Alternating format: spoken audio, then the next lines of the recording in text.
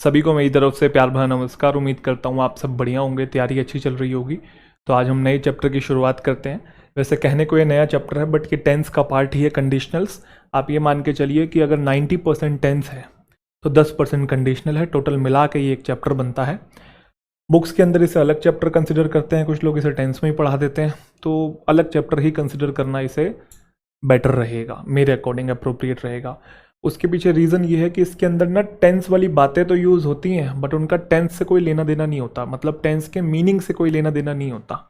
तो अभी आप समझेंगे तो आपको क्लैरिफिकेशन आ जाएगी। शुरुआत करते हैं कंडीशनल की। काफ़ी छोटा सा चैप्टर है बट क्वेश्चंस बहुत ज़्यादा पूछे जाते हैं, तो आप इसको अच्छे से समझेंगे, ठीक है। तो क्या होता है ये कंडीशनल? कंडीशनल बेसिकली एक सेंटेंस होता है, ठीक है। किस टाइप का सेंटेंस होता है? कंडीशनल एक ऐसा सेंटेंस होता है जिसकी बेसिकली दो कैटेगरीज होती है, या यूं कहें जिसके अंदर दो क्लोजेज होते हैं। तो आप क्लोजेज से ना समझ के आप ये समझिए कंडीशनल एक ऐसा सेंटेंस है जिसके दो पार्ट्स हैं। पहले पार्ट में तो मेंशन होती है कंडीशन और दूसरे पार्ट में मेंशन होता है उसी कंडीशन का रिजल्ट। पहले पार्ट में कंडीशन, दूसरे पार्ट में उसी कंडीशन का रिजल्ट। जैसे एग्जांपल के तौर पे अगर मैं आपसे पूछूं क्या ये एक सेंटेंस है, आप बोलेंगे जी सर ये सिंगल सेंटेंस है। If you come here I will help you, अगर तुम यहाँ आते हो तो मैं तुम्हारी मदद करूँगा। फुल स्टॉप लगी हुई है, सेंटेंस खत्म हो गया। बट इसके अंदर दो कैटेगरीज दिखाई दे रही हैं। पहली कंडीशन की कि अगर तुम यहाँ आते हो, दूसरा अगर आते हो तो क्या करूँगा, तुम्हारी मदद करूँगा। यहाँ पे क्या दिखाई दे रहा है, रिजल्ट। तो इस तरीके के आपने और भी बहुत सारे सेंटेंस देखे होंगे जिसमें आपने ऐसा सुना होगा, अगर तुम यहाँ आ गए होते तो मैंने ऐसा कर दिया होता, अगर तुम ये करोगे तो मैं ये करूँगा, बोलते हैं ना ऐसा। अगर तुमने मुझे टाइम से बता दिया होता तो मैंने तुम्हारी मदद कर दी होती, अगर तुम टाइम से पहले आ गए होते तो काश हम तुम्हें बचा पाते। तो ये सारी चीज़ें जो होती हैं ये कंडीशनल का कहीं ना कहीं पार्ट है। तो इसमें कंडीशनल में बहुत सारी कैटेगरीज होती हैं, हम वन बाय वन समझने की कोशिश करेंगे। बेसिक जो स्ट्रक्चर आपको यही मिलेगा, अगर ये होता तो वो होता, ठीक है। अब इसके अंदर कौन कौन सी कैटेगरीज हैं? तो बेसिकली तीन कैटेगरीज, मेजर कैटेगरीज हैं कंडीशनल की। First conditional, second conditional, third conditional. हालांकि जीरो कंडीशनल भी होता है बट उससे कोई क्वेश्चन नहीं आता, मैं बता दूंगा आपको जीरो भी। बट जो मेजर कैटेगरीज हैं वो तीन कैटेगरीज हैं। ये पहले जो सेंटेंस आपके सामने लिखे पड़े हैं ये पहले कंडीशनल से, ये दूसरे से और ये तीसरे से। मैंने तीनों कंडीशनल से एक एक सेंटेंस आपके लिए लिख दिया है, ठीक है। आप एक काम करिए, अभी हम इंडिविजुअली उनको समझेंगे, वन बाय वन डिटेल में जानेंगे कि वो तीनों कंडीशनल क्या है। बट मैंने पहले सेंटेंसेस लिखे हैं तो आप एक बार खुद से सेंटेंसेस के मीनिंग गेस करने की कोशिश कीजिए और मुझे बताइए कि इनका मीनिंग क्या है। आपको क्या समझ में आ रहा है? वीडियो को पॉज करेंगे और मुझे बताएंगे। भाई पॉज कर लिया, चलो जी। तो पहले सेंटेंस का अगर मैं आपसे मीनिंग पूछूं तो बच्चे जनरली ये बताते हैं कि सर ये बात कर रहा है फ्यूचर की, कि अगर मैं लॉटरी जीतूंगा तो मैं जितनी भी फेमस सुपर कार्स हैं, गाड़ियां हैं, खरीदूंगा। फिर बच्चों से जब मैं ये पूछता हूँ तो वो मीनिंग बताते हैं, वन लिखा हुआ है ना, वन, तो ये V2 देख के सोचते हैं पास्ट की बात हो रही है, और ये हैड प्लस V3 देख के सोचते हैं यहाँ पे भी पास्ट की बात हो रही है। देखो मैंने आपको पहले भी कहा था इसके अंदर टेंस वाले स्ट्रक्चर जरूर यूज हैं बट उन स्ट्रक्चर का वो मीनिंग नहीं है जो एक्चुअल में टेंस में हुआ करता था। मतलब यहाँ पे आप V2 देख रहे हैं तो टेंस की क्लास के अंदर हमने पढ़ा था कि V2 जो होता है वो पास्ट की बात करता है, बट यहाँ पास्ट की बात नहीं कर रहा है। तो आप रिलेट मत करिएगा टेंस को और कंडीशनल को, कि अगर टेंस के ही स्ट्रक्चर आपको यहाँ दिखाई दे रहे हैं तो वही वाला मीनिंग होगा इन स्ट्रक्चर का जो टेंस में होता है। ऐसा नहीं है, यहाँ पे मीनिंग बिल्कुल डिफरेंट है। तो कंडीशनल को एक सेपरेट चैप्टर ही समझ के चलिए आप बिल्कुल। और यहाँ पे ये जो स्ट्रक्चर आ रहे हैं ये क्या मीनिंग देते हैं जब कंडीशनल सेंटेंस में आते हैं वो आपको समझना है। तो पुरानी जितनी भी बातें हैं वो साइड कर दीजिए, अब आप अच्छे से समझेंगे पहले, ठीक है। एक काम करते हैं, पहले मैं आपको ऊपर ऊपर से समझाता हूँ फिर इंडिविजुअली इनको डिटेल में समझाऊंगा। पहले सेंटेंस का मतलब है अगर मैं लॉटरी जीतता हूं तो मैं जितनी भी फेमस सुपर कार्स हैं वो खरीदूंगा। लैम्बोर्गिनी है, बुगाती है, आपका फरारी है, ठीक है, तो मैं खरीदूंगा। अब हम V2 देखते हैं तो सोचते हैं पास्ट की बात हो रही है, जबकि यहाँ पास्ट की बात नहीं हो रही है, यहाँ तो फर्स्ट फॉर्म है, ठीक है। बट यहाँ पास्ट की बात नहीं हो रही है। इस सेंटेंस का भी वही मीनिंग है जो ऊपर वाले सेंटेंस का है, कि अगर मैं लॉटरी जीतता हूँ तो मैं जितनी भी फेमस सुपर कार्स है वो खरीदूंगा। अब आप हो सकते हैं कंफ्यूज कि सर दोनों सेंटेंस का मीनिंग सेम है, ऐसा कैसे हो सकता है, कुछ तो डिफरेंस होगा ना। हाँ वही डिफरेंस है, अभी हम जानेंगे, बट मैं आपकी नॉलेज के लिए बता रहा हूँ कि ये दोनों ही फ्यूचर की बात कर रहे हैं। और अगर आप इसकी बात करें, ये पास्ट की बात कर रहा है, इसका मतलब है अगर मैंने लॉटरी जीती होती तो मैंने जितनी भी फेमस सुपर कार्स है वो खरीदी होती, तो ये पास्ट की बात कर रहा है। तो ये तो मैंने आपको ऊपर ऊपर से मीनिंग बताए, अब ये मीनिंग क्यों है इसके बारे में आपने डिटेल में जानना है। ठीक है भाई, चलिए वन बाय वन समझते हैं। फर्स्ट कंडीशनल की बात करूं, क्या आपको इफ के साथ यहां पे सिंपल प्रेजेंट टेंस दिखाई दे रहा है? क्लियर बात है। सेकंड कंडीशनल की बात करूं तो क्या यहां पे आपको इफ के साथ वर्ब की सेकंड फॉर्म दिखाई दे रही है? सही बात है। थर्ड कंडीशनल की बात करूं तो हैड के साथ वर्ब की थर्ड फॉर्म दिखाई दे रही है? जी सर। ध्यान रखिएगा, जब कभी भी इफ के साथ अगर आपको सिंपल प्रेजेंट टेंस दिखाई देता है, अगर कंडीशनल सेंटेंस है, तो ऐसे केस में वो जो बात हो रही होती है, वो जो कंडीशन होती है या वो जो सिचुएशन होती है, वो रियल और पॉसिबल सिचुएशन होती है फ्यूचर की। इस बात की पूरी पूरी संभावना है फ्यूचर में होने की कि अगर मैं लॉटरी जीतता हूं तो मैं सुपर कार्स खरीदूंगा। अगर मैं लॉटरी जीतता हूं तो मैं सुपर कार्स खरीदूंगा, तो इस बात की पूरी पूरी होने के चांसेस हैं। क्लियर। जब वर्ब की सेकंड फॉर्म यूज करते हैं इफ के साथ, तो बात वो भी फ्यूचर की ही कर रहा होता है। मैं दोबारा बोल रहा हूं, हम सोचते हैं कि V2 है तो पास्ट की बात कर रहा होगा, वो टेंस में है, ये कंडीशनल है, तो यहां अलग मीनिंग होता है। अगर कंडीशनल सेंटेंस में इफ के साथ वर्ब की सेकंड फॉर्म है, तो ध्यान रखिएगा बात वो भी फ्यूचर की ही कर रहा है, बट वो अनरियल और इमेजिनरी सिचुएशन है, वो रियल सिचुएशन नहीं है। ये भी फ्यूचर, बट ये रियल और पॉसिबल, और ये अनरियल और इमेजिनरी सिचुएशन। क्लियर। अगर इफ के साथ आपको हैड प्लस वर्ब की थर्ड फॉर्म दिखाई दे रहा है, तो ये पास्ट की बात करता है, और पास्ट की कभी भी सिचुएशन रियल नहीं हो सकती है, अनरियल और इमेजिनरी ही होती है। ठीक है, ये तीन बातें आप लोग ध्यान रखेंगे। अगर सिंपल प्रेजेंट टेंस है तो फ्यूचर की बात कर रहा है, उस बात की होने की संभावना है। अगर वर्ब की सेकंड फॉर्म है तो बात कर रहा है फ्यूचर की, उस बात की होने की संभावना नहीं है, कोरी कल्पना है। और अगर यूज कर रहा है इफ के साथ हैड प्लस वर्ब की थर्ड फॉर्म, तो बात हो रही है पास्ट की, और पास्ट की सिचुएशन हमेशा इमेजिनरी ही होती है। अब इनके बारे में हम बात करते हैं वन बाय वन। ठीक है, एक सिचुएशन बनाएंगे हर एक कंडीशनल को लेके, और आपको क्लियरली समझ में आ जाएगा। सबसे पहले फर्स्ट कंडीशनल की बात करते हैं। If I win the lottery I will buy all the famous super cars. अगर मैं लॉटरी जीतता हूं तो मैं जितनी भी फेमस सुपर गाड़ियां हैं वो मैं खरीदूंगा। अब आप इस सिचुएशन को ऐसे समझो। ठीक है, मेरे पास एक लॉटरी की टिकट है, मैं दुकान पे गया, दुकान ही होती है ना जहाँ से मिलती है लॉटरी की टिकट, दुकान पे गया, या क्या बोलते हैं, कुछ जगह होता है कि कुछ पर्टिकुलर शायद नाम होता होगा, चलो, क्योंकि जहाँ से दारू मिल रही है उसे तो ठेका बोल रहे हैं, जैसे शायद जहाँ से लॉटरी मिलती होगी उसे भी कुछ बोलते होंगे। भाई मैंने तो कभी अब लॉटरी खरीदी नहीं है, इन चक्कर में बड़ा नहीं, तो मुझे पता नहीं, तो आपको पता हो तो आप इमेजिन कर लीजिए उसे क्या बोलते हैं। ठीक है, तो मैं दुकान पे गया और मैं लॉटरी की टिकट लेके आया। ध्यान समझना इस चीज़ को, मैं लॉटरी की टिकट लेके आया। अब मैं लॉटरी की टिकट क्यों लेके आया? क्योंकि मेरे को एक होप थी कि मेरा नंबर आ सकता है और मैं लॉटरी जीत सकता हूँ, और अगर मैं जीत सकता हूँ तो जो मुझे करना है वो मैं करूँगा, जैसे कि मुझे गाड़ियाँ खरीदनी है। ठीक है, तो लॉटरी की टिकट मेरे पास है, तो क्या मेरा चांस है 1% भी? क्या मेरा चांस है लॉटरी को जीतने का? बिल्कुल, मतलब इस बात की होने की संभावना है, ये रियल और पॉसिबल सिचुएशन है।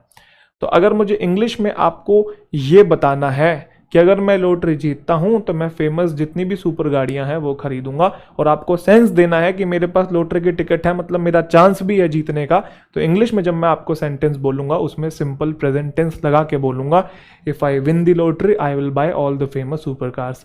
तो आप विन को देख के तुरंत समझ जाएंगे इफ के साथ फर्स्ट फॉर्म है, और फर्स्ट फॉर्म तब लगाते हैं जब वो रियल और पॉसिबल सिचुएशन होती है फ्यूचर की। मतलब आप मेरी बात सुनते ही आपको ये आइडिया लग जाएगा, हाँ शायद इसके पास टिकट होगी तभी इसका चांस है जीतने का, मतलब इस काम को होने का। मैंने बताया भी नहीं आपको मेरे पास टिकट है, बस मैंने ये बोला if I win the lottery I will buy all the famous super cars. तो आपको समझ में आ गया कि ये रियल और पॉसिबल सिचुएशन है, इस बात की होने की संभावना है। और संभावना कब होगी भाई? जब टिकट होगी ना, समझेगी नहीं? तो ये फर्स्ट सिचुएशन है। अब बात करते हैं सेकंड सिचुएशन की। If I one the lottery I would buy all the famous super cars. अब मैंने कहा इसका मीनिंग भी सेम था जो ऊपर वाले का था, अगर मैं लॉटरी जीतता हूं तो मैं जितनी भी फेमस सुपर कार्स हैं वो खरीदूंगा, अगर मैं जीतता हूं तो। अब इस सिचुएशन का समझना, मेरे पास कोई लॉटरी की टिकट नहीं है। ठीक है, मैं बस अपने दोस्त से बात कर रहा हूँ, और बात में जैसे हवाई तीर नहीं होते, हवा में तीर छोड़ दिए, और अब मैं कभी जीतूंगा ना लॉटरी तो मैं तो भाई ये करूंगा, मैं तो जितनी भी गाड़ियां हैं ना वो खरीदूंगा। मेरे पास कोई लॉटरी की टिकट नहीं है, तो अब मैं क्या लॉटरी जीतूंगा? जब टिकट ही नहीं है तो कैसे जीतूंगा? और जब जीतूंगा नहीं तो गाड़ियां खरीद लूंगा, नहीं खरीद पाऊंगा। तो हम कभी कभी हवा हवा में नहीं बोलते, अगर मैंने एक बार यूपीएससी का एग्जाम दे दिया ना तो आईएएस तो तेरा भाई पक्का है, वरना आईपीएस तो बन ही जाऊंगा, है ना। एक मीम भी मैंने देखा था, उसमें एक बच्चा था, मेरे ख्याल से 10-12 साल का बच्चा था, उससे बार बार पूछ रहा कि बड़े हो क्या बनेगा। आईएएस तो मैं निश्चित रूप से बनूंगा, कुछ और बनूं चाहे ना बनूं, आईएएस तो मैं निश्चित रूप से बनूंगा ऐसे बोल रहा पूरे डेडिकेशन के साथ है। खैर, तो हम कभी कभी ऐसा नहीं बोलते, उसका एग्जाम्पल मतलब मीम का, मैं वो तो ऐसी बात आ गई थी बता रहा था। तो हम कभी कभी ऐसे नहीं बोलते कि अगर ऐसा होता ना तो मैं ऐसा कर दूंगा, अगर ऐसा होता ना तो मैं ये कर देता, मतलब फ्यूचर की बात है, अगर मेरे पास ये आ जाए ना तो मैं ये कर दूंगा। अनरियल सिचुएशन होती है, बस हवा में तीर छोड़ने वाली बात है, हवाई किले जो हम बना रहे हैं, समझ गए। तो ये अनरियल सिचुएशन है, यहाँ पे मेरे पास कोई लॉटरी की टिकट नहीं है, बस मैं हवा हवा में बात कर रहा हूँ। अगर मैं जीत गया ना भाई, मैं खरीदूंगा, कभी मेरे पास आई तो टिकट। तो अब इन दोनों में क्या डिफरेंस है, इन दोनों को हम अच्छे से समझ लेते हैं, ठीक है। अब आप ना मेरी टोन देखिएगा जो मैं बोल रहा हूँ। मैंने बोला अगर मैं लॉटरी जीतता हूँ ना तो जितनी भी फेमस सुपर कार्स है ना मैं खरीदूंगा, और फिर मैं बोल रहा हूँ अगर मैं जीतता हूँ ना यार तो जितनी भी फेमस सुपर कार्स है मैं खरीदूंगा। आपको दोनों में से कौन से सेंटेंस में ऐसा लग रहा है कि जो मेरी टोन है उसमें थोड़ा सा डेडिकेशन है? पहले वाले में लग रहा होगा, और दूसरे वाले में ऐसा ही लग रहा होगा कि बस खुद भी मतलब यकीन नहीं है ऐसे, है ना। तो मतलब पहले वाले से आपको साफ साफ सेंस आ रहा है कि सिचुएशन के होने के चांस है, तभी थोड़ा सा मैं डेडिकेशन के साथ बोल रहा हूँ। और दूसरे वाले में आपको साफ साफ पता लग रहा है कि सिचुएशन के होने के चांस नहीं है, अनरियल है। तो पहले वाली फर्स्ट सिचुएशन, दूसरे वाली सेकंड सिचुएशन, मतलब फर्स्ट कंडीशनल और दूसरे वाली सेकंड कंडीशनल। अब हिंदी में बोलने के लिए तो मैंने टोन चेंज कर दिया, बट इंग्लिश में बोलने के लिए हम टोन चेंज नहीं करते, टेंस के स्ट्रक्चर चेंज करते हैं। अगर आपको रियल और पॉसिबल सिचुएशन का सेंस देना है तो सिंपल प्रेजेंट टेंस लगा दीजिएगा, और अगर आपको अनरियल का सेंस देना है फ्यूचर के लिए तो आप वर्ब की सेकंड फॉर्म लगा दीजिएगा, सिंपल सी बात है, ठीक है। अब बात करते हैं थर्ड कंडीशनल की। If I had one the lottery I would have bought all the famous super cars. अगर मैंने जीती होती तो मैंने खरीदा होता या खरीदी होती जितनी भी गाड़ियां हैं। अब आप इसको ऐसे समझेंगे, मेरे पास एक लॉटरी की टिकट है, ठीक है, मैं दुकान पे गया और लॉटरी की टिकट लेके आया, ठीक है, इस उम्मीद से कि मैं जीत जाऊंगा, और जीत जाऊंगा तो जो मेरा मन करेगा जैसा कि मैं गाड़ियां खरीदना चाहता था वो मैं करूंगा। तो 1 महीने बाद रिजल्ट आया, रिजल्ट में देखा कि भाई मेरे ना जो लॉटरी के ऊपर नंबर थे और जो सामने नंबर लगे हुए थे वो नंबर ना पहला नंबर मैच कर गया, दूसरा, तीसरा, चौथा, पांचवा, छठा, सातवां, आठवां, 9वां, 10 नंबर थे, 9 नंबर तो मैच कर गए, बट 10वां नंबर मैच नहीं कर पाया।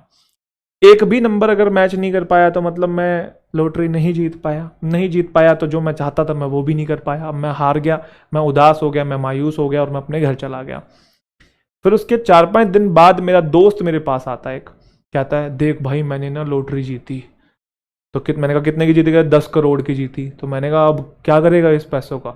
तो वही मुझसे पूछ रहा कि तू क्या करेगा इस पैसों का, मतलब तू क्या करता है इस पैसों का अगर तूने जीती होती तो मैं पता क्या जवाब दे रहा हूं कि अगर मैंने जीती होती ना तो मैंने फेमस सुपर कार्स खरीदी होती। उसने पूछा कि तू क्या करता, मैंने कहा अगर मैंने जीती होती ना तो मैंने ऐसा किया होता। अब बताओ क्या मैंने जीती क्या? नहीं, मैं तो हार गया था। क्या मैंने कुछ खरीदा क्या? नहीं ना, क्योंकि मैं तो हार गया था। तो मैं क्या कर रहा हूं, बस पास्ट को इमेजिन कर रहा हूं, अगर मैंने ऐसा किया होता ना, अगर मेरे पास ये हुआ होता या मैंने जीती होती तो मैंने ये कर लिया होता। तो मैं पास्ट को इमेजिन कर रहा हूं। और ध्यान रखिएगा जब कभी भी पास्ट को बच्चे इमेजिन करते हैं ना तो हम हमेशा इफ के साथ हैड प्लस वर्ब की थर्ड फॉर्म का यूज करते हैं। तो बहुत बेसिक सी बात है, मुझे उम्मीद है सभी बच्चों को समझ में आ गई है कि अगर फ्यूचर की रियल और पॉसिबल सिचुएशन है तो सिंपल प्रेजेंट टेंस, फ्यूचर की अनरियल और इमेजिनरी सिचुएशन है तो वर्ब की सेकंड फॉर्म, और पास्ट की कोई कल्पना है अनरियल और इमेजिनरी सिचुएशन है, अगर ऐसा हुआ होता ना तो वो हो गया होता, तो वहां हैड प्लस वर्ब की थर्ड फॉर्म। 1 बाय 1 तीनों कंडीशनल के बारे में और डिटेल में बात करेंगे, उनसे क्वेश्चंस कैसे बनते हैं इनके बारे में भी बात करेंगे, बट उससे पहले मैंने जैसा कि कहा था जीरो कंडीशनल भी होता है। अब ये जीरो कंडीशनल क्या होता है? जितने भी जीरो कंडीशनल सेंटेंसेस होते हैं ये एक्सप्रेस करते हैं जनरल ट्रुथ को, ये फैक्ट्स की बात करते हैं, एक ऐसी सिचुएशन की बात करते हैं जिसमें one thing always causes another, मतलब किसी एक चीज की वजह से दूसरी चीज हो रही है। जब आप यूज करते हैं जीरो कंडीशनल तो you are talking about general truth rather than a specific instance of something, मतलब आप कुछ कंडीशन नहीं बता रहे होते हैं वहां पे, आप बस जनरल ट्रुथ बता रहे होते हैं। जैसे कि एग्जाम्पल के तौर पे if you do not brush your teeth you get cavities. Of course अगर तुम ब्रश नहीं करोगे, दांतों को, तो कैविटीज लगेंगी लगेंगी, कीड़े तो पड़ेंगे ही दांतों में। तो ये बात जनरल तो है कि नहीं है कोई कंडीशन हम अपनी तरफ से थोड़ी बना रहे हैं कि अगर तुम आ गए होते तो मैंने ऐसा कर दिया होता। ये तो एक सिचुएशन बना रहे हैं हम, बट इसमें कोई सिचुएशन थोड़ी बना रहे हैं इसकी वजह से ये होगा, ये तो जनरल ट्रुथ है। तो जितने भी जीरो कंडीशनल वाले सेंटेंस होते हैं उसमें कंडीशन वाले पार्ट में भी सिंपल प्रेजेंट टेंस आता है और रिजल्ट वाले पार्ट में भी सिंपल प्रेजेंट टेंस लगाते हैं। अभी हमने किसी भी कंडीशनल में ये बात नहीं करी है कि रिजल्ट वाले पार्ट में क्या लगाना है, वो आगे चल के बात करेंगे। अभी तो मैंने बेसिक मीनिंग समझाया था, बट हम क्योंकि मैं 1 बाय 1 सबको समझा रहा हूं तो जीरो से ही शुरुआत कर रहा हूं कि इसमें भी जो इफ के साथ सिंपल प्रेजेंट टेंस ही लगाते हैं, बट इसमें रिजल्ट वाले पार्ट में भी सिंपल प्रेजेंट टेंस होता है। जैसे if you do not brush your teeth you get cavities, तो यहाँ पे भी सिंपल प्रेजेंट है और यहाँ पे भी सिंपल प्रेजेंट। अगर तुम फ्रीज करोगे वाटर को तो वो सॉलिड हो जाएगा। तो कॉमन सेंस है, जनरल ट्रूथ है, कोई सिचुएशन या कंडीशन थोड़ी है भाई, अपनी तरफ से हमने थोड़ी कुछ इमेजिन करके बना दिया। तो भाई सिंपल प्रेजेंट टेंस, इधर भी simple present tense. If you do not water the plants they die, बिल्कुल सही बात है, पानी नहीं दोगे पौधों को तो वो मुरझा जाएंगे, सूख जाएंगे, खत्म हो जाएंगे। तो जीरो कंडीशन जो भी है ध्यान रखिएगा, दोनों पार्ट्स के अंदर कंडीशन में भी रिजल्ट में भी सिंपल प्रेजेंट टेंस होता है, और इससे क्वेश्चन आपको ना के बराबर देखने को मिलेंगे। फर्स्ट कंडीशनल की बात करते हैं। जैसा कि मैंने कहा था कि फ्यूचर की रियल और पॉसिबल सिचुएशन होती है जिसमें इफ के साथ सिंपल प्रेजेंट टेंस होता है, बट ये बात भी ध्यान रखने वाली है कि इसमें रिजल्ट वाले पार्ट में सब्जेक्ट के साथ विल प्लस फर्स्ट फॉर्म होता है। ये स्ट्रक्चर पूरा का पूरा ध्यान रखेंगे। इंग्लिश लैंग्वेज का कोई भी स्ट्रक्चर, कोई भी सेंटेंस अगर इस स्ट्रक्चर से लिखा हुआ है तो आप समझ जाइएगा इस स्ट्रक्चर से लिखे जाने वाला सेंटेंस फ्यूचर की रियल और पॉसिबल सिचुएशन बताता है। जैसे कि नीचे 2 एग्जांपल हैं। If he studies hard he will do well in the exam, अगर वो मेहनत करता है तो वो बढ़िया करेगा एग्जामिनेशन के अंदर। तो क्या वो मेहनत करेगा? हाँ बिल्कुल करेगा। कैसे पता लग रहा है? सिंपल प्रेजेंट टेंस लगाया हुआ है। If I find her address I will send her an invitation, अगर मुझे मिल जाता है उसका एड्रेस तो मैं करूंगा उसे सेंड इन्विटेशन। क्या मुझे मिल सकता है? चांसेस हैं, बिल्कुल मिल सकता है। शायद कहीं बात चला रखी होगी, किसी ना किसी से एड्रेस मांग रहा होगा। तो मुझे उम्मीद है कि अगर ये सेंटेंसेस आप देखेंगे, इधर सिंपल प्रेजेंट टेंस है, इधर सिंपल फ्यूचर है जिसमें विल प्लस फर्स्ट, इसमें शेल नहीं आता, ध्यान रखिएगा, विल ही आता है, विल प्लस वर्ब की फर्स्ट फॉर्म ही आता है। क्लियर? तो ऐसे सेंटेंसेस जितने भी हैं वो फ्यूचर की कोरिकल्पना की बात करते हैं। अब क्वेश्चन कैसे बने, सॉरी फ्यूचर की कोरिकल्पना कह रहा हूँ, फ्यूचर की रियल और पॉसिबल सिचुएशन की बात करते हैं। ठीक है भाई, चलिए सेकंड कंडीशनल की बात करें तो सेकंड कंडीशनल भी फ्यूचर की ही बात करता था, बट ये अनरियल और इमेजिनरी सिचुएशन होता था। ये कोरिकल्पना की बात करता था जिसमें इफ के साथ आप वर्ब की सेकंड फॉर्म का यूज करते थे और रिजल्ट वाले पार्ट में आप वुड प्लस वर्ब की फर्स्ट फॉर्म का यूज करते हैं। इसमें ध्यान रखिएगा। अगर कोई भी सेंटेंस इस स्ट्रक्चर से लिखा हुआ है इंग्लिश लैंग्वेज का तो आप समझ जाइएगा वो फ्यूचर की अनरियल और इमेजिनरी सिचुएशन है। जैसे वही 2 सेंटेंसेस जो पहले लिखे थे मैंने दोबारा लिख दिए हैं, बट अब मैंने उनको कन्वर्ट कर दिया है सेकंड कंडीशनल में। तो यहाँ V2 है और यहाँ वुड प्लस V1 है।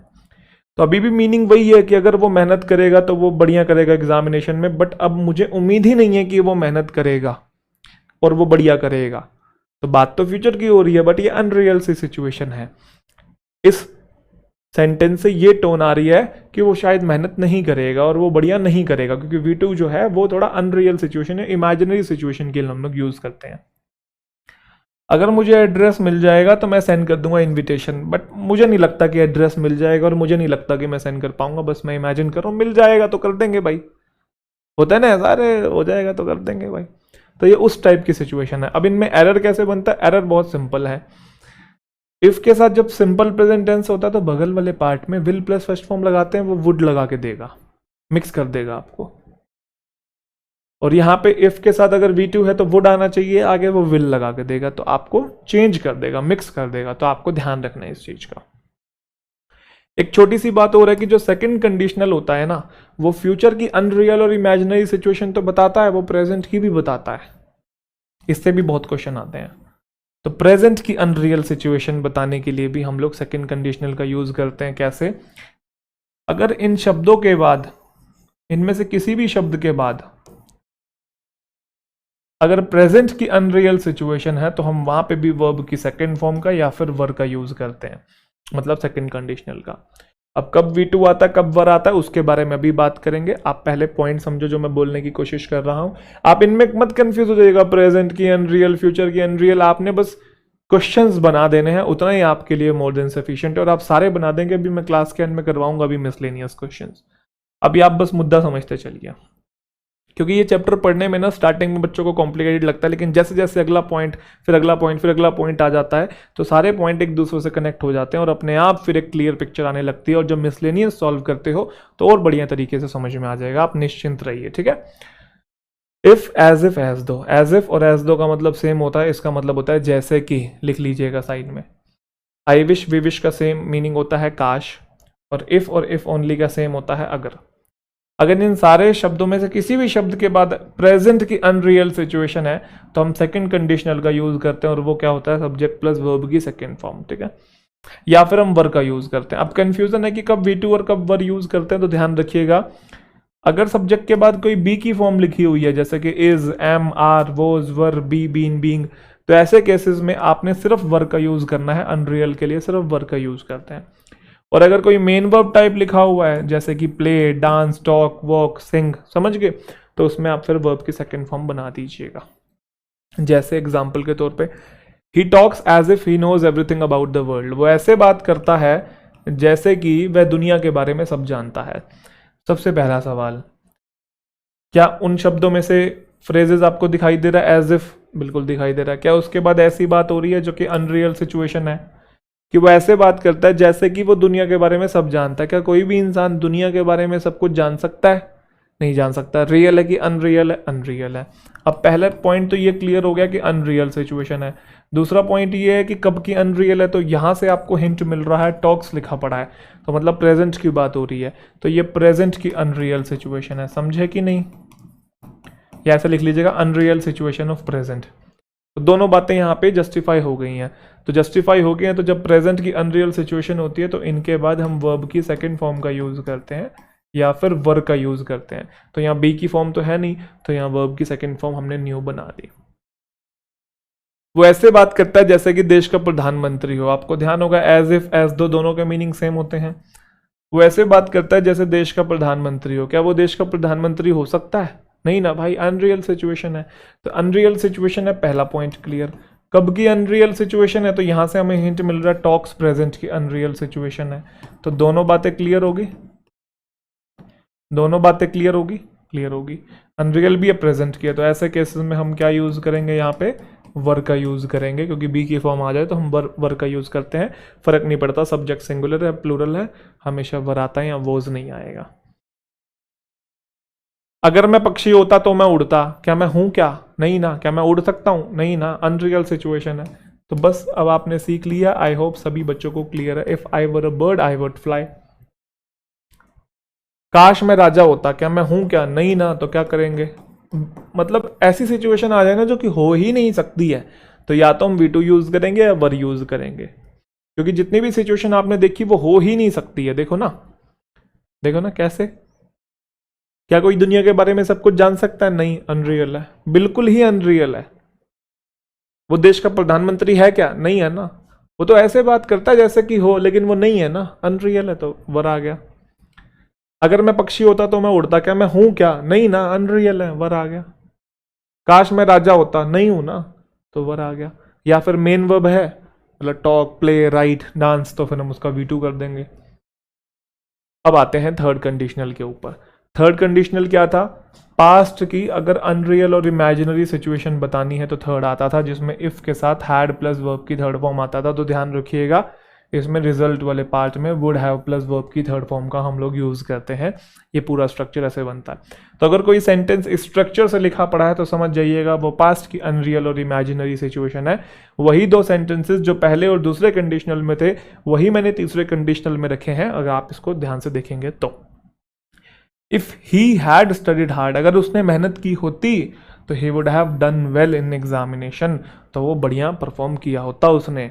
अगर उसने की होती तो, ना उसने की ना उसने परफॉर्म किया, बात बीत चुकी है। हम बस पास्ट को इमेजिन कर रहे हैं, उल्टा जा रहे हैं पास्ट के अंदर, ठीक है। If I had found her dress I would have sent her an invitation. तो जिस चीज के लिए इन्विटेशन भेजना होगा शायद वो इवेंट कंप्लीट हो चुका होगा, तो तभी बोल रहा है अगर मुझे उसका एड्रेस मिल गया होता तो मैंने भेज दिया होता, वो तो मुझे मिला ही नहीं ना, इसलिए मैं नहीं भेज पाया। तो पास्ट को इमेजिन कर रहे हैं, तो वुड हैव प्लस V3 आता है। अब एक चीज और बताना चाहता हूं, हैड प्लस V3 का यूज भी हम पास्ट की अनरियल और इमेजिनरी सिचुएशन के लिए करते हैं इन सारे फ्रेजेस या वर्ड्स के बाद।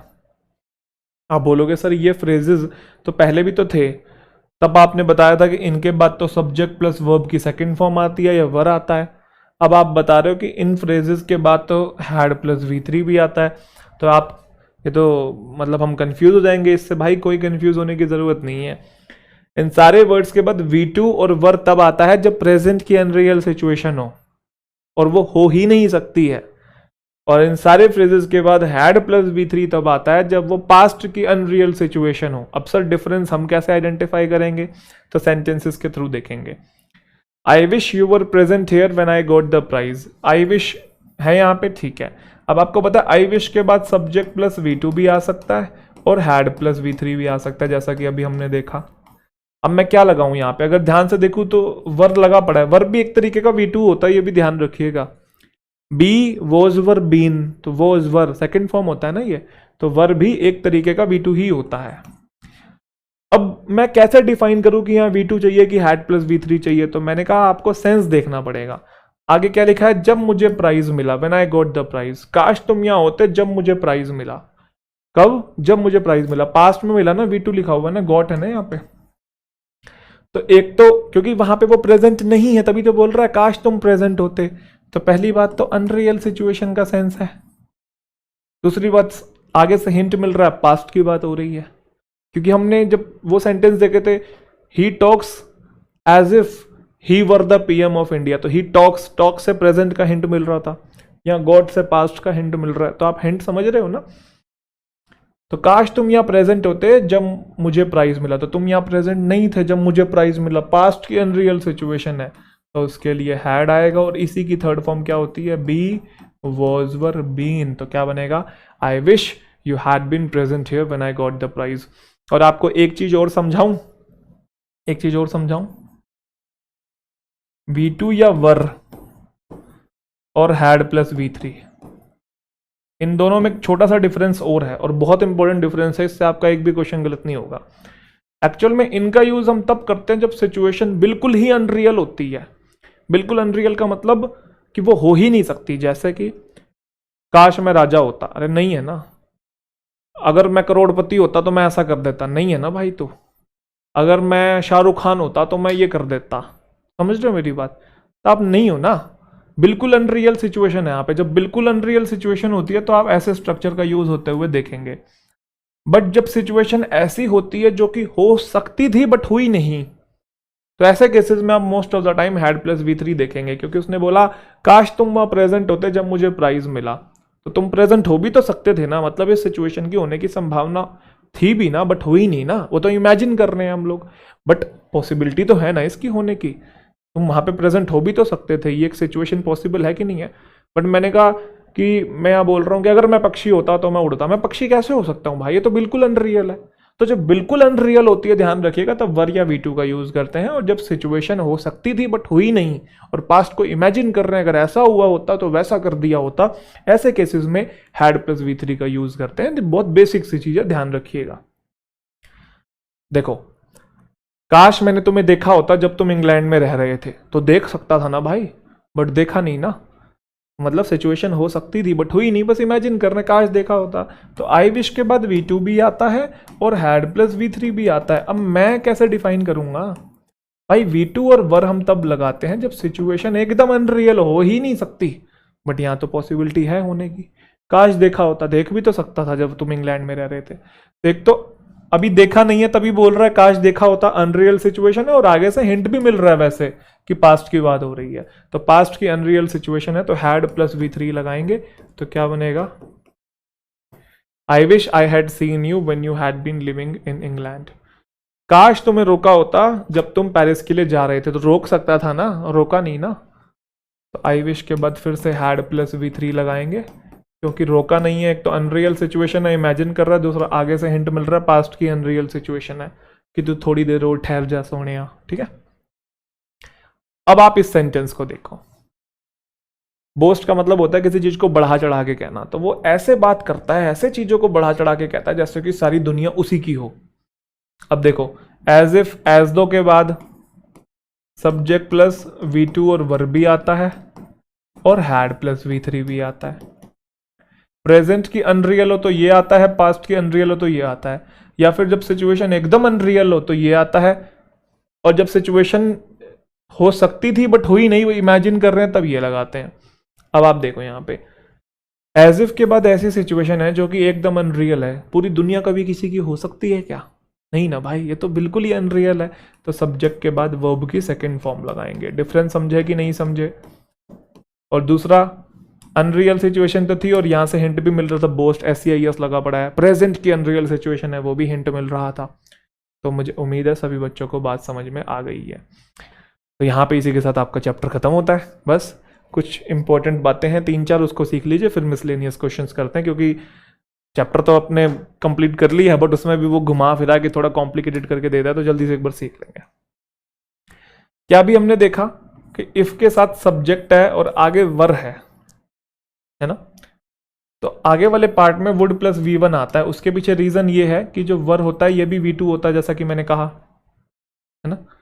B was were been, be was been बोलते हैं ना, बी वोज बीन, वो वोज वर होता है एक्चुअल में, वोज सिंगुलर के लिए, वर प्लूरल के लिए, मैंने आपको फंडामेंटल्स में बताया ही हुआ है।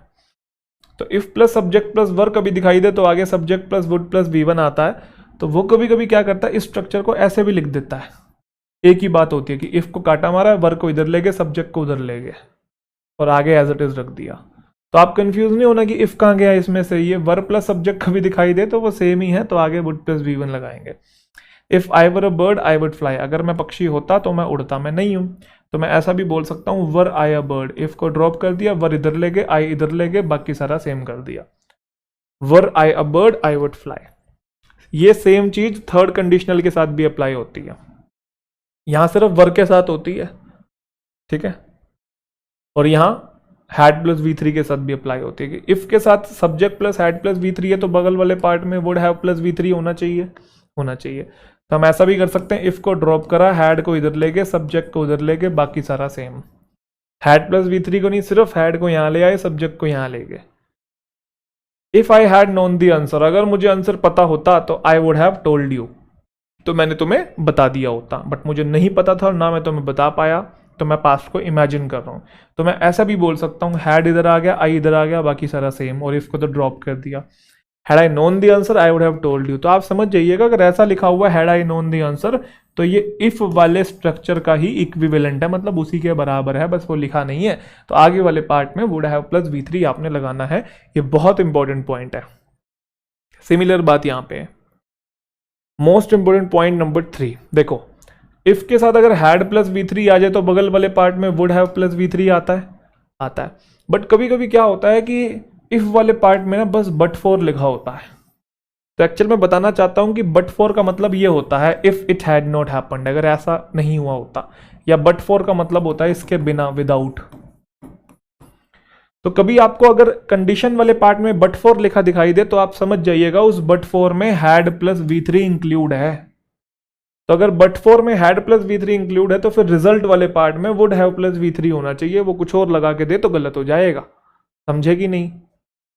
जैसे कि यहां देखेंगे, बट फॉर हिज हेल्प, अगर उसकी मदद ना मिली होती तो पेशेंट जो है मर गया होता। विदाउट की बात हो रही है ना, if it had not happened, अगर उसकी मदद, हेल्प हमें ना मिली होती, उसकी हेल्प ना हमारे पास होती, तो पेशेंट जो है वो मर गया होता। क्योंकि उसकी मदद थी इसलिए पेशेंट बच गया। पास्ट को इमेजिन कर रहे हैं, तो बट फॉर वाले पार्ट में अगर आपको ऐसा दिखाई दे रहा है वुड प्लस V1 तो ये गलत हो जाएगा, क्योंकि बट फॉर थर्ड कंडीशनल का पार्ट होता है ना भाई, क्योंकि इसके अंदर हैड प्लस V3 इंक्लूड होता है। तो बगल वाले पार्ट में वुड प्लस V1 थोड़ी आएगा, ये तो सेकंड कंडीशनल का रिजल्ट वाला पार्ट है, हमें थर्ड कंडीशनल का चाहिए, वो वुड हैव प्लस V3 होता है। आई होप सभी बच्चों को समझ में आ गया। एक सबसे कंट्रोवर्शियल पॉइंट मैं आपको सिखाना चाहता हूं, बहुत बच्चे मुझसे सवाल पूछते हैं, और मैं सच बताऊं तो कंडीशनल चैप्टर ना, मतलब इतनी सारी किताबों में अलग अलग तरीके से समझाया गया और हर ग्रामेरियंस उसे अलग तरीके से समझा रहा है, और क्वेश्चंस में भी इतनी गड़बड़ी है। मैं सच बताऊं तो इवन अगर आप गवर्नमेंट एग्जाम्स की बात करें या किसी कंपेटिटिव एग्जाम की बात करें जहां जहां पे कंडीशनल आ रहा है, वहां पे भी मतलब क्वेश्चंस जो दे रहे हैं ना वो खुद भी कंफ्यूज हैं। कभी कभी क्वेश्चंस ऐसे दे देते हैं कि उनको पता ही नहीं क्या कौन सा कंडीशन लगना है, क्योंकि डिस्प्यूट बहुत ज़्यादा है कंडीशनल चैप्टर को लेके ग्रामेरियंस के बीच में, इसलिए जो क्वेश्चन सेट कर रहा है उनको भी कभी कभी नहीं पता होता है। तो जो बातें मैंने आपको बताई है ना, वो ऑल कॉम्प्रिहेंसिव बातें बताई हैं और उस चीज़ को ध्यान में रखते हुए बताई हैं कि आपके जितने भी एग्जामिनेशन के क्वेश्चन है वो गलत ना हो। तो वही मैं आपको एक चीज़ सिखा रहा हूँ। देखो, अगर इफ के साथ सब्जेक्ट प्लस V2 है, मतलब वर्ब V2 ही होता है, तो ये बात तो तय है कि अगर इफ वाले कंडीशन, मतलब कंडीशन वाले पार्ट में V2 है तो बगल वाले पार्ट में वुड प्लस V1 होना चाहिए, जो कि सेकंड कंडीशनल होता है। मानते कि नहीं? बट बहुत बार ऐसा भी देखा गया है कि यहाँ वर के साथ हम वुड हैव प्लस V3 भी लिखा हुआ देखते हैं, सिर्फ वर के साथ। ये चीज ध्यान रखिएगा। और ये दोनों ही सही होते हैं। बट अगर आप मुझसे पूछें कि एक्चुअली कौन सा सही होना चाहिए, तो भाई ये वाला सही होना चाहिए, ये नहीं होना चाहिए। बट बहुत सारे सेंटेंसेस में मैंने एग्जामिनेशन में ऑब्जर्व किया है कि वो वर्ग के साथ वुड हैव प्लस V3 लगा के भी देते हैं। तो ये भी सिचुएशन होती है, ऐसा नहीं कि नहीं होती है, बट एक्चुअल तौर पे ये स्ट्रक्चर बनता है। ये बहुत रेयर इंस्टेंस में बनता है। बट अब क्या करें, ग्रामेरियंस कुछ कहते हैं कि ऐसा होता है, तो आपको भी मानना पड़ेगा कि दोनों स्ट्रक्चर वैलिड होते हैं। अगर मैं तुम होता तो मैं एंजॉय करता मेरी वेकेशन, कॉमन सेंस है, V2 है और आगे वुड प्लस V1 आना चाहिए। अगर मैं तुम्हारी जगह होता तो मैं एंजॉय करता। अब आप सोच रहे हो कि इन दोनों में फिर डिफरेंस क्या है, तो ध्यान रखिएगा, ये प्रेजेंट की बात कर रहा है और ये पास्ट की बात कर रहा है। भाई ये प्रेजेंट की अनरियल सिचुएशन, ये पास्ट की अनरियल सिचुएशन। अगर मैं तुम्हारी जगह होता तो मैंने एंजॉय की होती वेकेशन, और इसमें बोल रहा अगर मैं तुम्हारी जगह होता तो मैं एंजॉय करता, मतलब ये प्रेजेंट की बात कर रहा है। अगर मैं होता तो मैं करता, अभी भी करता भाई। ये पास्ट की बात कर रहा है, अगर मैं तुम्हारी जगह होता तो मैंने एंजॉय की होती। तो ये दोनों ही स्ट्रक्चर ठीक होते हैं, वर्ग के साथ कंफ्यूज नहीं होना है। जेन्युइन तौर पे ये वाला आना चाहिए। बट अगर कभी वर्ग के साथ अगर आपको वुड हैव प्लस V3 लिखा हुआ भी दिखाई दे रहा है तो वो गलत नहीं है, वो सही है। कभी आप वर्ग देख के या V2 देख के या वुड प्लस V1 कर दो। सिर्फ इस वाले में ध्यान रखिएगा, ये बहुत इंपॉर्टेंट स्ट्रक्चर है। खत्म हो गया। एक बार सारे कंडीशन पे जल्दी से एक बार नजर डालेंगे। क्या हो गया भाई? पहला, जीरो कंडीशन तो पता है, दोनों तरफ सिंपल प्रेजेंट टेंस लगाना है, उससे कोई क्वेश्चन नहीं आता। पहले में सिंपल प्रेजेंट टेंस है और बगल वाले पार्ट में विल प्लस फर्स्ट फॉर्म है। दूसरे में वर्ब की सेकंड फॉर्म है और बगल वाले पार्ट में वुड प्लस फर्स्ट फॉर्म है। तीसरे में हैड प्लस V3 है और बगल वाले पार्ट में वुड हैव प्लस V3 है। और फिर इसका और इसका एक एक एक्सेप्शन अलग से और बताया था कि V2 और वर्ग का यूज हम तब करते हैं जब प्रेजेंट की अनरियल सिचुएशन हो, वो उन शब्दों के बाद इफ, एज इफ, समझ गए, एज इफ, एज दो, इन शब्दों के बाद आई विश, वी विश, पूरा नहीं लिख रहा हूं मैं, एक आधा एग्जाम्पल लिख रहा हूं। इन शब्दों के बाद हम V2 और वर्ग का यूज भी करते हैं और इन शब्दों के बाद हैड प्लस V3 का यूज भी करते हैं। याद होगा आपको, ये तब यूज करते हैं जब सिचुएशन एकदम बिल्कुल कोरी कल्पना हो ही नहीं सकती, और ये तब यूज करते हैं जब सिचुएशन हो सकती थी बट हुई नहीं, बस पास्ट को इमेजिन कर रहे हैं। समझे कि नहीं? क्लियर है? कोई दिक्कत?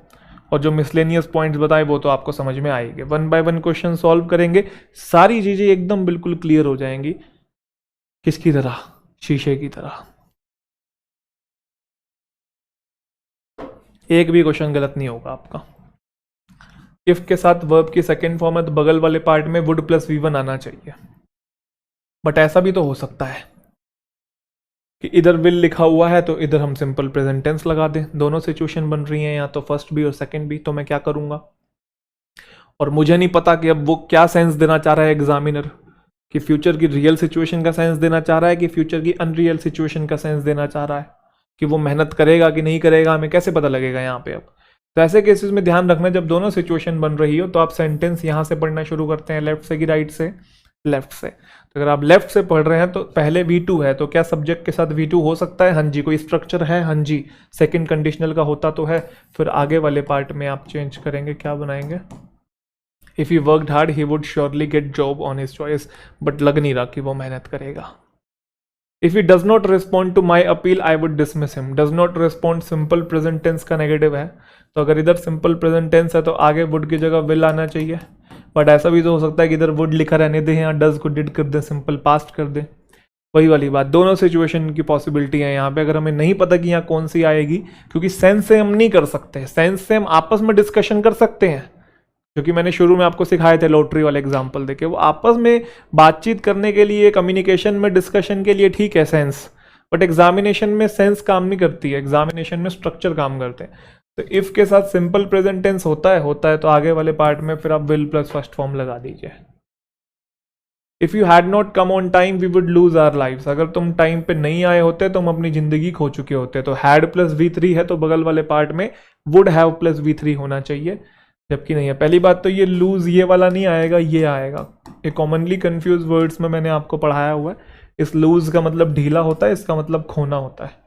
तो यहाँ पे ऐसा थोड़ी बोलना कि अगर तुम टाइम पे नहीं आए होते तो हमारी जिंदगियां ढीली हो चुकी होती, ढीली थोड़ी हो गई होती। तुम टाइम पे नहीं आए होते, हम अपनी जिंदगी खो चुके होते। तो पहली बात तो ये लिखा होना चाहिए था, वो शायद टाइपिंग एरर है।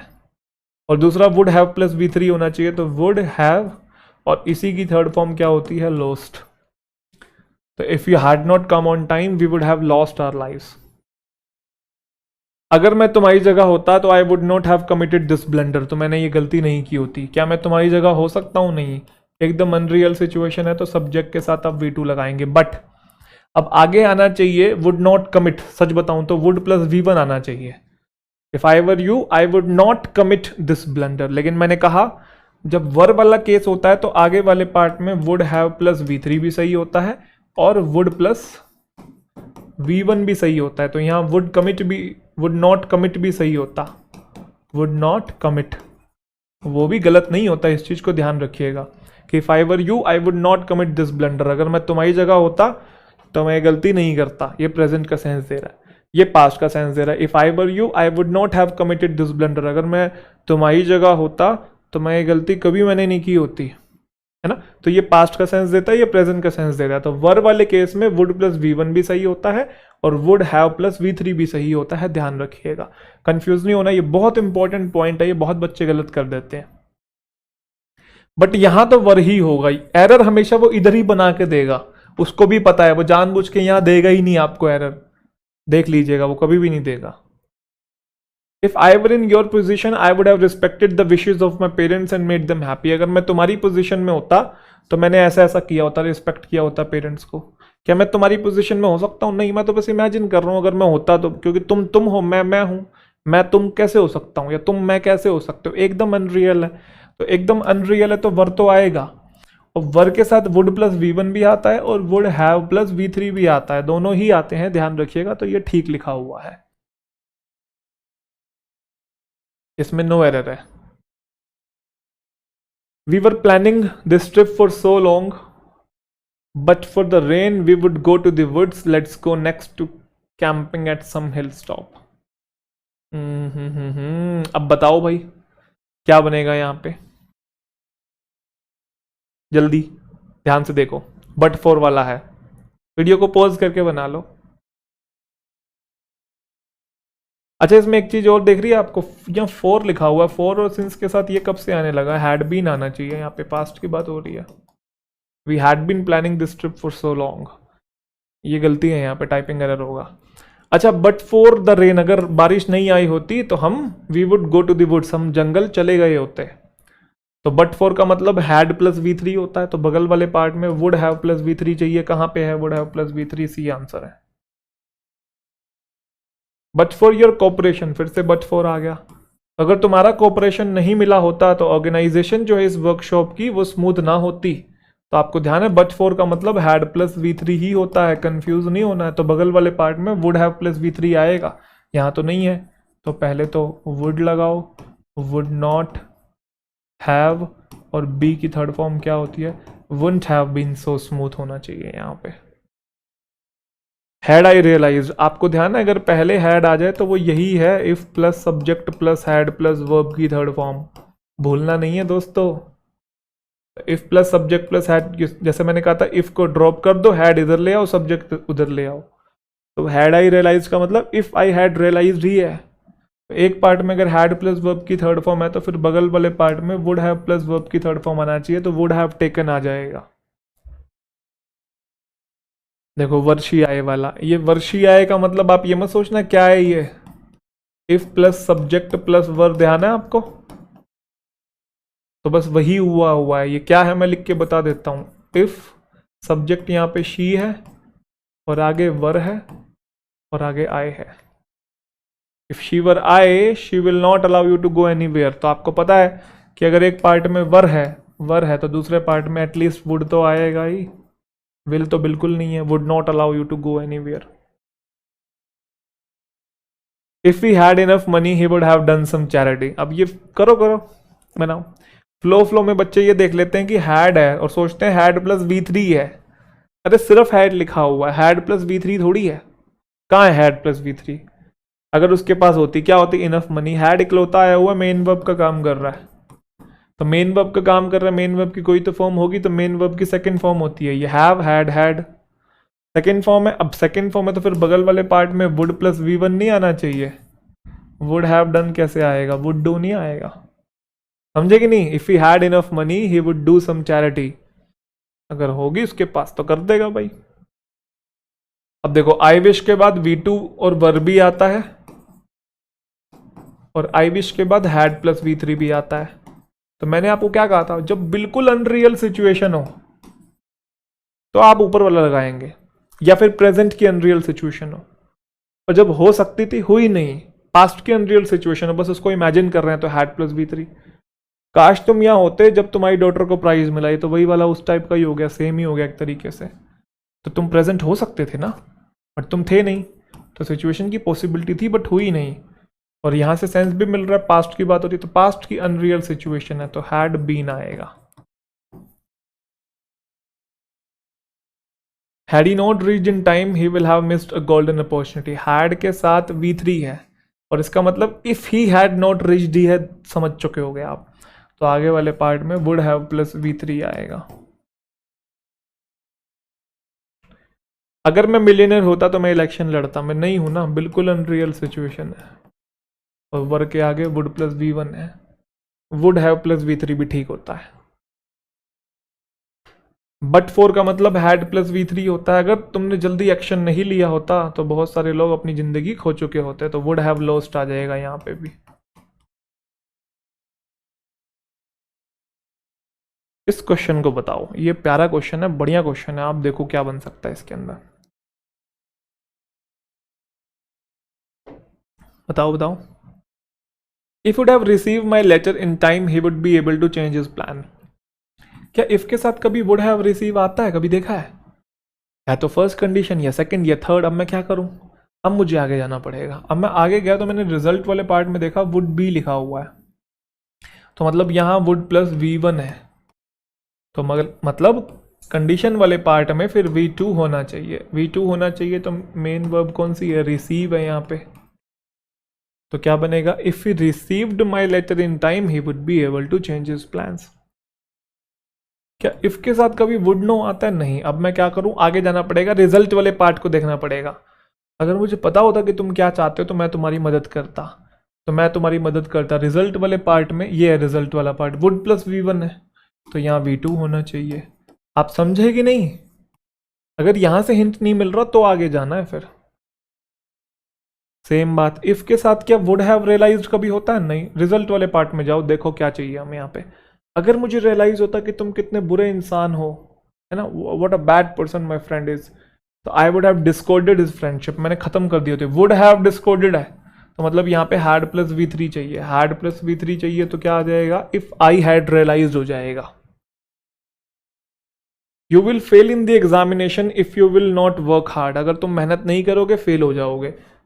ये फर्स्ट कंडीशनल है और इफ के साथ सिंपल प्रेजेंट टेंस लगाते हैं, आपको ध्यान होगा। तो विल नहीं आएगा यहाँ पे, नॉट लिखा हुआ है। सिंपल प्रेजेंट लगाने के लिए डू डज का यूज करते हैं, तो यू के साथ आप डू लगाएंगे। If you do not work hard, तो इफ वाले पार्ट में सिंपल प्रेजेंट टेंस हो गया, रिजल्ट वाले पार्ट में विल प्लस फर्स्ट फॉर्म हो गया, sorry. If the bus hadn't broken down, if के साथ हैड प्लस V3 है तो फिर रिजल्ट वाले पार्ट में वुड हैव प्लस V3 होना चाहिए। मैंने ना एक भी कैटेगरी ऐसी नहीं छोड़ी है जिससे क्वेश्चन किसी भी एग्जामिनेशन में ना आया हो। Would have been. इसी के साथ आपका ये चैप्टर भी खत्म होता है। छोटा सा ही था, आई होप चैप्टर अच्छा लगा होगा। तो मिलते हैं फिर अगले चैप्टर के अंदर। अपना ध्यान रखिए और इसको अच्छे से रिवाइज कीजिए, इसमें ज़्यादा रिवीजन की ज़रूरत है। स्टार्टिंग में जब फर्स्ट टाइम बच्चे से पढ़ते हैं तो बड़ा कंफ्यूज रहते हैं, लेकिन एक दो बार जब पढ़ लेंगे, क्वेश्चन सॉल्व कर लेंगे, तो आपको ये चीज़ समझ में आ जाएगी कि आपको बस उसी चीज़ से मतलब है जो आपके एग्जामिनेशन से रिलेटेड है। क्योंकि बोलचाल की भाषा में आप कुछ भी बोल देते हैं, सामने वाले को समझ में आ जाता है। आप बोलते हैं आई गोइंग देयर, उसको ये भी समझ में आ जाता है कि आप जाने की बात कर रहे हैं, चाहे भले आप आई गोइंग बोले, आई एम गोइंग बोले। तो आप मेरा पॉइंट समझ गए। तो इस चैप्टर को डे टू डे कम्युनिकेशन के हिसाब से मत देखिएगा, तो आप बहुत कंफ्यूज हो जाएंगे। एग्जामिनेशन में कैसे क्वेश्चन सॉल्व हो उस नज़रिए से देखिएगा, क्योंकि अभी आपको उसी चीज़ से मतलब है। ठीक है जी। हालांकि डे टू डे कम्युनिकेशन के हिसाब से भी अगर कोई बच्चा देखेगा, थोड़ा ढंग से इसे पढ़ेगा, तो उसे वो भी समझ में आ जाएगा, अगर एक दो बार अच्छे से रिवीजन कर लेगा तो। ठीक है भाई, तो मिलते हैं अगले चैप्टर के अंदर। अपना ध्यान रखिए। Thank you so much. Take care. Tata bye bye.